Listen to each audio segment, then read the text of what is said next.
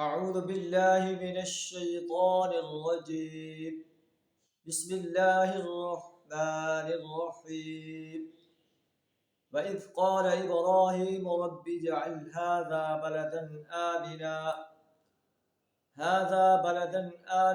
وارزق أهله من الثمرات من آمن منهم بالله واليوم الآخر قال ومن كفر فأمتعه قليلا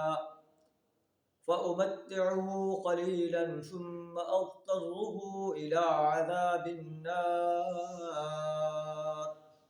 وبئس المصير.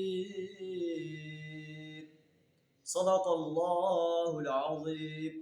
سورہ البقرہ آیت نمبر 126 آپ کے سامنے تلاوت کی، جس کا ترجمہ کچھ اس طرح ہے: اور اس وقت کو یاد کرو جب ابراہیم علیہ السلام نے اپنے رب سے دعا کی، رب اجعل ھذا بلدا آمنا، یا اللہ اس شہر مکہ کو امن والا شہر بنا دے، وارزق اہلہ من الثمرات من آمن منہم باللہ والیوم الآخر، اور ان میں سے جو اللہ اور یوم آخرت پر ایمان لائے انہیں پھلوں کا رزق عطا فرما دے۔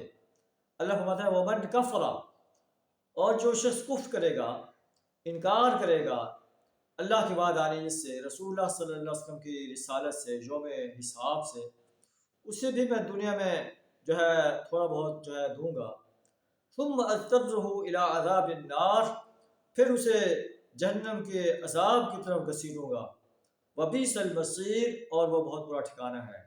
اللہ سے دعا تعالیٰ ہمیں بھی اس امن والے شہر کا عزت و احترام کرنے کی توفیق عطا فرمائے، ایمان اور عمل صالح سے اپنے آپ کو آراستہ کرنے کی توفیق عطا فرمائے۔